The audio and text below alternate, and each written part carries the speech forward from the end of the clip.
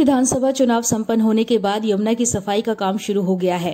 दिल्ली के एलजी ने नदी की सफाई का काम शुरू करने के निर्देश दे दिए हैं और कालिंदी कुंज घाट पर नदी की सफाई का काम शुरू हो गया है। उपराज्यपाल वीके सक्सेना ने यमुना सफाई अभियान के लिए अधिकारियों के साथ बैठक की, जिसके बाद गाद हटाने और खरपतवार निकालने के लिए आधुनिक मशीनें लगाई गई हैं। यमुना की सफाई को लेकर नेशनल ग्रीन ट्रिब्यूनल के फैसले के खिलाफ अरविंद केजरीवाल सरकार के सुप्रीम कोर्ट जाने के चलते दिल्ली में नदी की सफाई का काम रुक गया था। यमुना की सफाई को लेकर नेशनल ग्रीन ट्रिब्यूनल के फैसले के बाद जनवरी 2023 में एक हाई लेवल कमेटी बनाई गई थी। एनजीटी ने दिल्ली के उपराज्यपाल को इस कमेटी का चेयरमैन बनाया था। एलजी को चेयरमैन बनाने का उद्देश्य ये था कि यमुना की सफाई के लिए उन सभी एजेंसियों को एक साथ लाया जा सके जो उसके लिए जिम्मेदार थी। हालांकि तब की अरविंद केजरीवाल सरकार एनजीटी के इस आदेश के खिलाफ सुप्रीम कोर्ट चली गई।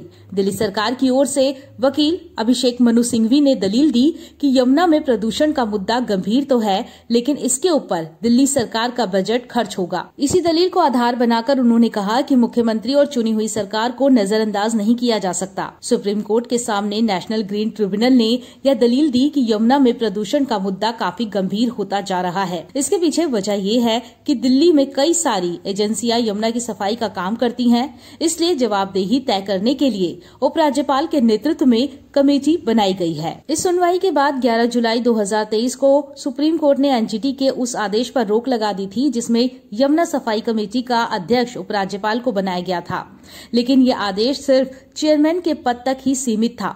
चूंकि दिल्ली में कोई सरकार नहीं है, तो फिलहाल अधिकारियों के ऊपर यमुना सफाई को लेकर ये जिम्मेदारी डाली गई है। दिल्ली सरकार अगले 2 वर्षों में शहर के सभी सीवेज ट्रीटमेंट प्लांट, जिसमें 6 नए प्लांट भी शामिल हैं, को पूरी तरीके से कार्यशील बनाएगी ताकि यमुना में बहने वाले सीवेज और औद्योगिक कचरे को पूरी तरीके से रोका जा सके।